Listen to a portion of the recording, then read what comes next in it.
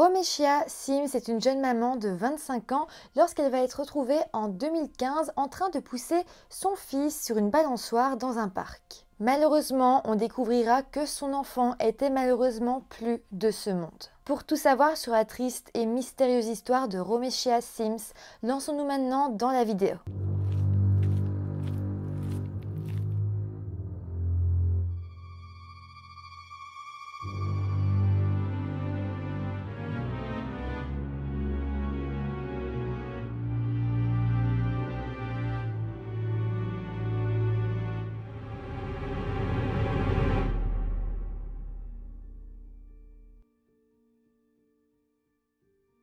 Hello tout le monde, j'espère que vous allez bien. Je vous partage aujourd'hui une histoire que j'ai entendue vite fait sur un TikTok je pense et qui m'a énormément intriguée. Cette histoire m'a beaucoup touchée parce qu'on parle ici de maladie mentale et c'est vraiment quelque chose qui m'a poussée à m'intéresser au true crime, tout ce qui tourne autour des maladies ou troubles mentaux, tout ce qui peut pousser quelqu'un à faire des choses qu'il ne veut pas ou en tout cas qu'il ne contrôle pas. Vous allez voir, cette histoire est super intéressante. Juste avant de commencer la vidéo, comme d'habitude, je vous rappelle de vous abonner à la chaîne si ce n'est pas encore fait.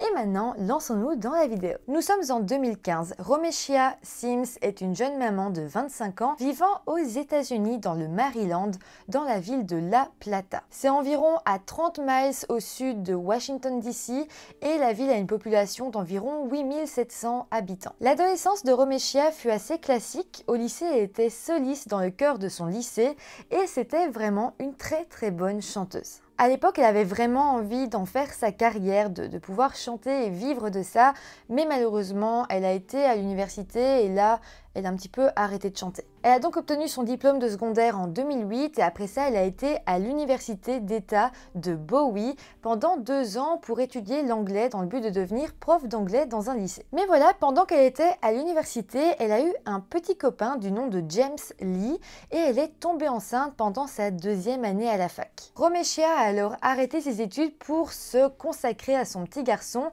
qu'elle va appeler JR. Son fils va alors grandir et dès ses 1 an, ses parents ont pu remarquer que comme sa maman, il aimait danser et un peu plus tard, il a même commencé à chanter et à fredonner. Tout allait alors merveilleusement bien, mais à la fin de l'année 2014, Romeshia va sentir sa santé mentale se dégrader. Pendant quelques mois, elle va se mettre à entendre des voix dans sa tête. Elle avait commencé à avoir des sortes de visions et pensait que des gens frappaient sans cesse à sa porte. Et puis tout va aller très vite, elle va changer de comportement avec son petit ami James.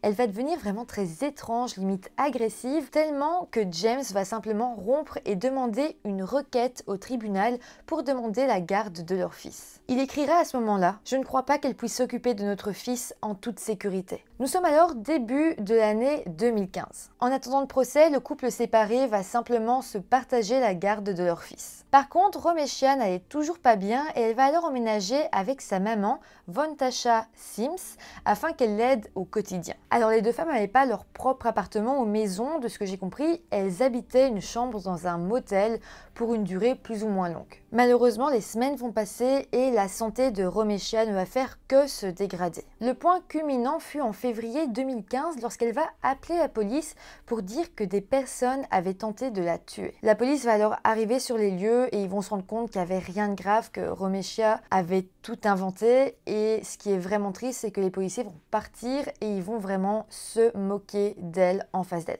La mère de Romeshia, quand elle va apprendre tout ça, elle va vraiment prendre conscience que quelque chose n'allait pas. Elle va alors emmener sa fille au MedStar Southern Maryland Hospital Center pour une évaluation. En avril, elle a été admise au service de psychiatrie du Southern Maryland Hospital et elle a reçu un diagnostic de schizophrénie et des médicaments lui ont été prescrits. On sait qu'à ce moment-là, elle a dit au thérapeute qu'elle croyait que des gens essayaient de lui faire du mal. Elle a également admis qu'à l'époque, il lui arrivait de fumer du cannabis plusieurs fois par semaine, ce qui évidemment ne l'aidait pas vraiment. Mais bon, après une hospitalisation et la prise des médicaments, les choses sont devenues assez stables. Au début du mois de mai 2015, lorsque son fils JR était âgé de 4 ans, l'audience au tribunal s'est ouverte pour savoir si oui ou non Romecha allait pouvoir garder son fils de temps en temps ou si son papa allait devoir le garder en permanence. Pendant cette audience, James, le papa, a accepté de continuer à partager la garde avec Romecha. Avançons maintenant quelques jours plus tard jusqu'à la journée du 20 mai 2015. Ce jour-là, Romecha avait la garde de son fils. Elle avait alors décidé de se rendre avec lui au Wills Memorial Park, un parc qui se situait à moins d'1 kilomètre de sa chambre de motel. Elle a mis son fils dans une des balançoires du parc et puis a commencé à le pousser. Mais elle va le pousser encore et encore sans jamais s'arrêter. Le 22 mai, donc 2 jours plus tard, 40 heures après qu'elle ait commencé à pousser son fils sur la balançoire, un voisin va se rendre compte de la situation.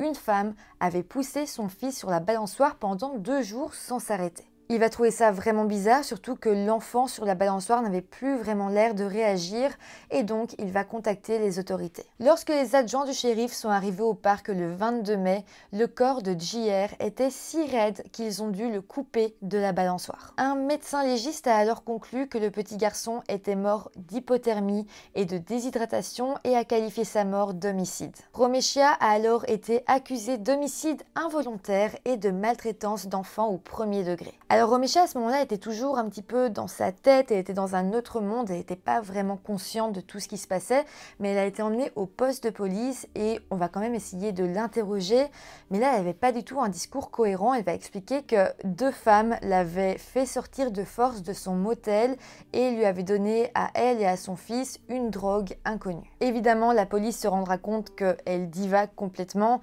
et donc ne prendra pas vraiment son témoignage en compte. Romecha sera alors prise en charge par des médecins et une fois qu'elle a été rétablie, elle donnera son témoignage aux policiers. Elle expliquera que quelques jours avant le drame, elle avait décidé d'arrêter ses médicaments car selon elle, ils ne fonctionnaient pas. Par rapport à ça, l'avocate de Romecha dira que oui, elle avait arrêté son traitement, mais c'est parce qu'elle se rendait pas du tout compte de l'importance de sa maladie et elle se disait ça change pas grand chose alors que si juste elle était trop malade pour s'en rendre compte. C'est vrai qu'on peut empêcher personne de prendre ses médicaments, mais sans doute qu'il y a aussi eu un très gros manque de suivi parce qu'elle a été hospitalisée, mais après elle a plus vu régulièrement de psychiatre. Bon, mis à part ça, Romecha continuera son témoignage en expliquant que le 20 mai, elle a mis son fils dans la balançoire, elle a commencé à le pousser doucement comme d'habitude. Le problème c'est qu'à un moment donné, elle a voulu le sortir de la balançoire quand elle en a eu marre de le pousser, mais elle n'a pas réussi à le sortir. C'est à partir de là que des voix auraient commencé à lui parler dans sa tête et selon Romecha, ces voix disaient « Ne t'inquiète pas, quelqu'un arrive, quelqu'un va venir ». Romecha va expliquer qu'après ça, elle a attendu que quelqu'un arrive, donc elle a continué à pousser son enfant, mais personne n'est jamais arrivé. Mais voilà, la nuit est tombée, il a commencé à pleuvoir, la température est descendue à 10 degrés Celsius, mais Romecha était piégée avec les voix dans sa tête qui lui disaient de rester, d'attendre quelqu'un, et donc elle a continué à pousser son enfant sur la balançoire. Quand on lui posera la question de savoir ce dont elle se souvient précisément, Romecha dira qu'elle se souvient de peu de choses pendant ces 40 heures. C'est comme si tout s'était passé sans qu'elle puisse même s'en rendre compte. Elle parlera avec plusieurs psychiatres et psychologues et évidemment, ils vont tous confirmer qu'elle était bel et bien atteinte de schizophrénie. De plus, ils diront que Romecha n'était pas pénalement responsable de la mort de son fils parce qu'elle était tout simplement malade. Le procès s'est ouvert en 2016. Elle aurait alors pu encourir jusqu'à 45 ans de prison pour homicide involontaire, maltraitance d'enfants et négligence d'enfants ayant entraîné la mort. Romecha, de son côté, a reconnu que les procureurs disposaient de suffisamment de preuves pour la condamner, mais par contre, elle n'a pas reconnu sa culpabilité. Malgré tout, vous connaissez les procès, on va fouiller dans la vie de Romecha et on va trouver un événement qui a eu lieu en 2011. On apprendra qu'en fait, à ce moment-là, Romecha était encore à l'université et un jour, la police était rendue à son domicile pour des violences, pour une altercation entre elle et sa maman. Selon les rapports, Romecha se serait mise dans une énorme colère et aurait même arraché une des dreadlocks de sa maman. Donc pour vous dire à quel point ça avait été violent, elle avait vraiment voulu se battre avec sa propre mère. À l'époque, Romesha n'avait pas eu de condamnation et elle avait même écrit une lettre au tribunal dans laquelle elle avait écrit « Entre maman, travail et école, j'ai une charge sur les mains ». Donc on aurait pu s'arrêter là, on aurait pu se dire « Ok, il y a eu une grosse dispute une fois, elle s'est excusée, elle a dit qu'elle était très stressée », mais 2 ans plus tard, il va y avoir un autre événement. C'était donc en 2013, Romesha était encore en couple avec James et elle avait déjà JR, son fils. À ce moment-là, sa mère avait alors demandé un ordre de paix obligeant sa fille à rester loin d'elle. On retrouvera d'ailleurs des journaux de sa maman où il était écrit « Ma fille m'a attaqué avant de me sauter dessus et de me frapper alors que j'étais assise sur mon lit. Elle était très en colère et incontrôlable. » On pense même qu'elle avait demandé la garde de JR, son petit-fils, mais les documents ont été effacés et on n'en a pas la certitude. Mais bon, entre-temps, comme vous savez, Romesha et sa mère s'étaient réconciliées et elles n'ont plus vraiment voulu parler de cet événement passé. Je pense aussi que sa mère lui a pardonné dès le moment où elle a compris que sa fille était malade et lorsqu'elle prenait ses médicaments, elle n'avait plus ses crises de colère. Donc ça n'avait pas vraiment grand-chose à voir avec la mort de JR, mais ça nous permettait déjà de savoir qu'en 2011, eh bien Romesha avait des grosses crises de colère, sans doute déjà liées à sa maladie mentale. Donc il sera plaidé au procès qu'elle était malade et que si elle disposait de suffisamment de soins, elle n'était pas un danger pour la société, elle avait simplement besoin d'être prise en charge. Le juge a entendu sa défense ainsi que le verdict des psychiatres et a déclaré à la fin du procès que Romesha était pénalement non responsable. Elle fut alors libérée pour une période de probation de 5 ans, donc 5 années où elle serait libre mais surveillée. En plus de ça, elle sera tenue à voir un psychiatre régulièrement et à prendre ses médicaments. Une fois que le procès a été terminé, Romesha a continué à vivre avec sa maman. Elle a commencé à suivre une thérapie 2 fois par semaine et elle a intégré un groupe de soutien. Mais bon, Romesha se rendait bien compte de la situation et elle dirait aux médias qu'elle ne se remettrait jamais de la mort de son fils. Elle est évidemment détruite par tout ce qui s'est passé. Elle dira d'ailleurs au Washington Post « Parfois, je me retrouve à faire des choses bizarres. J'attrape ses chaussettes et je me mets à m'accrocher à ses chaussettes. Ou je vais attraper l'une de ses balles jouets et tenir sa balle.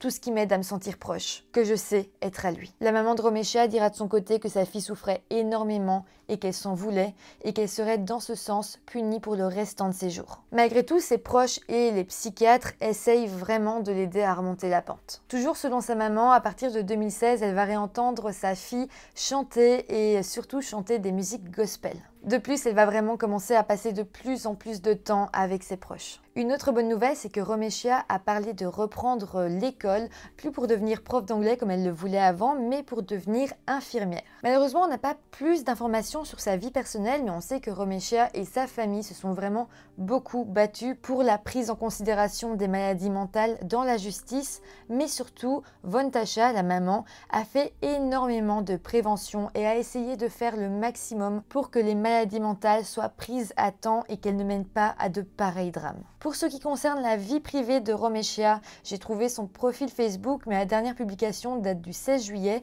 et c'est d'ailleurs une photo de son fils. J'ai aussi essayé de la trouver sur Instagram, mais son compte est mis en privé, donc j'ai pas plus d'informations sur où elle en est aujourd'hui dans sa vie, mais je pense qu'elle a envie d'avoir une vie privée qui reste privée et je pense qu'on peut le comprendre. Voilà, c'est comme ça que se termine cette histoire. J'espère que ça vous aura intéressé. N'hésitez pas à me dire ce que vous en pensez dans les commentaires en restant bienveillant, s'il vous plaît. Et voilà, et sinon, moi, je vous retrouve très bientôt pour une nouvelle vidéo.